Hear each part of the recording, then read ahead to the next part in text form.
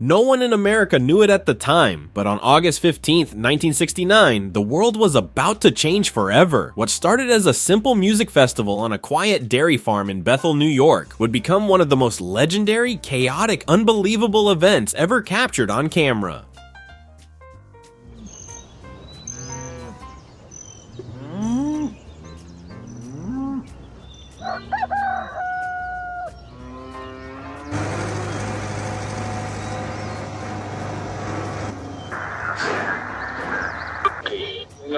The Woodstock Music and Art Fair, the 3-day Aquarian Exposition at White Lake and Bethel, New York, will give you uncomplicated, unhurried, calm days of peace and music. Friday, August 15th, you'll hear stars such as Joan Baez, Arlo Guthrie, Tim Hardin, Richie Havens, Ravi Shankar, and many others. Saturday, August 16th, Canned Heat, Creedence Clearwater Revival, Grateful Dead, Janis Joplin, Jefferson Airplane, and The Who.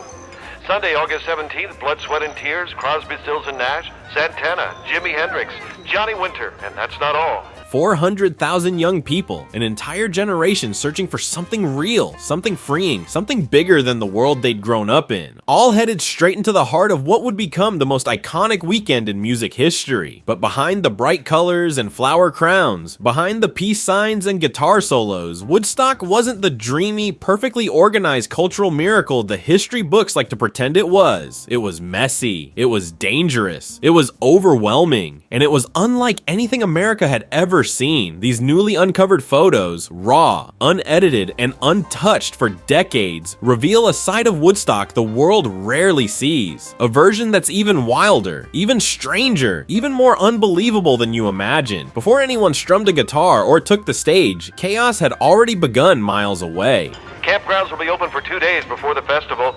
There are over 600 acres of land to roam, bazaars to browse, creative workshops.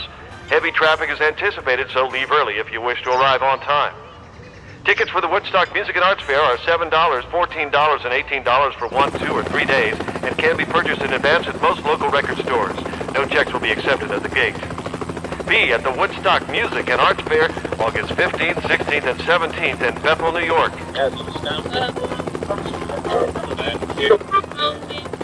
More than 200,000 followers of pop music have jammed the Catskills mountain hamlet of Bethel for a rock music festival. Cars are being abandoned on highways leading to the resort area. Festival producers have called for all vehicles heading to that festival to turn back home. The tiny roads leading into Bethel were instantly crushed under the weight of hundreds of thousands of travelers. Cars didn't just slow down, they froze. They stacked up for hours, then for miles, until people realized they weren't going anywhere. Drivers abandoned their vehicles, grabbed their bags, and just started walking. Highways turned into footpaths, grass shoulders became campsites. Those heading to Woodstock moved like a migration, determined, hopeful, and ready for whatever came next. The traffic was so bad that even ambulances couldn't get through. One haunting photo shows a young man lying on the ground with head injuries after being thrown from the trunk of a car. He needed help urgently, but there was no way to get it to him. The roads were that clogged. It was the first sign that this event wasn't just big, it was uncontrollable. And here's the craziest part. Organizers told authorities they expected 50,000 people. 50,000. They were off by about 350,000 souls. Woodstock instantly overwhelmed the sleepy rural community surrounding it. Food shortages started, telephone lines jammed. People were calling the governor, urging him to send the National Guard. Sullivan County declared a state of emergency. Locals panicked. Some believed the entire region was about to collapse under the weight of this unexpected human wave. But inside that wave, something strange happened. Despite all the fear, all the chaos, all the reasons this should have spiraled into disaster, the crowd stayed peaceful. People shared food, shared shelter, shared blankets, and laughs and stories.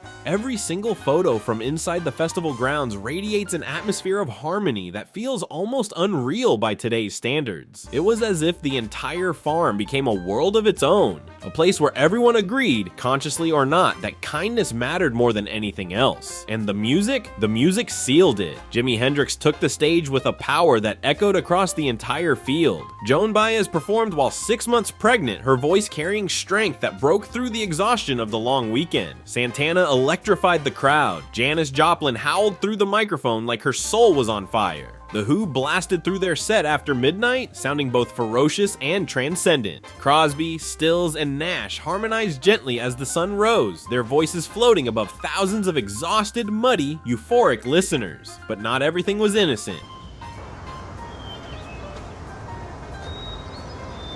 A few other announcements. The road, Herd Road on your left, is still a problem for entrance and access. Please have that cleared as soon as possible.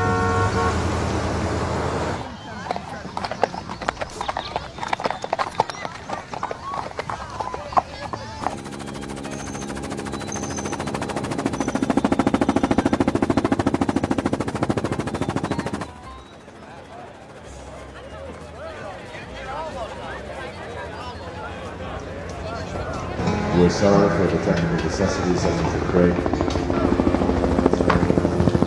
You people that have placed tents in the viewing area, please do take them down so that those behind can view as well.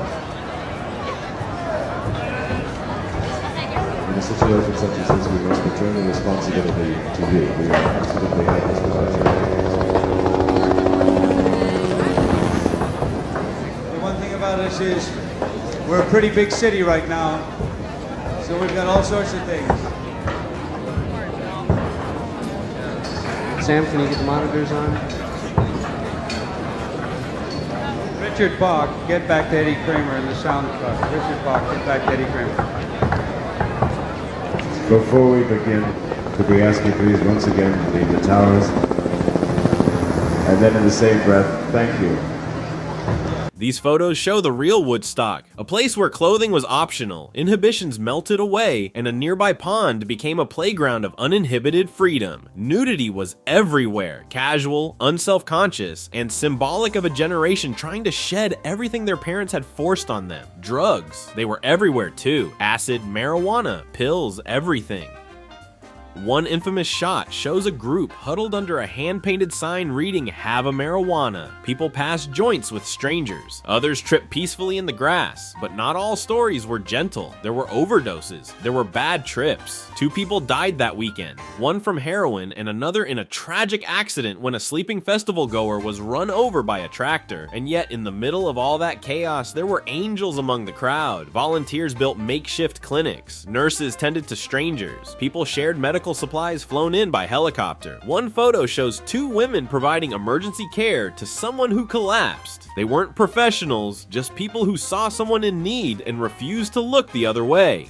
The landowner, Max Yasgur, stood among the swirling madness, overwhelmed by what had taken over his farm. He wasn't angry, he was moved. In one powerful moment, he told the crowd that if America could learn from what happened at Woodstock, the nation might still have hope for unity. Standing next to his wife Miriam on the muddy field, he appeared both stunned and proud. A quiet farmer who accidentally helped create a cultural revolution.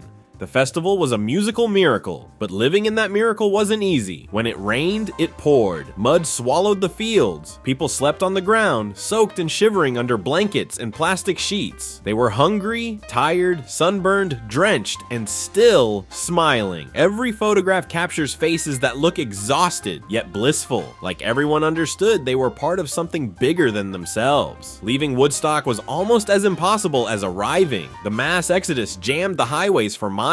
People trudged through mud, carrying sleeping bags, guitars, and whatever was left of their supplies. Neighbors swept debris from their lawns, staring at the remains of a festival that had taken over their town and their quiet lives. For 3 days, 500,000 people created a world without violence, a world built on music, passion, and the belief that something better existed if people were willing to live it. Then they packed up, went home, and left behind a muddy field, a stunned nation, and a legacy that still feels surreal. These hidden photos, crisp, unfiltered, captured in moments of chaos, peace, confusion, and joy, remind us just how wild Woodstock really was. They show the bruises, the beauty, the danger, the magic. They show the uncertainty and the unity. They show what happens when hundreds of thousands of people choose peace, even when everything around them points to disaster.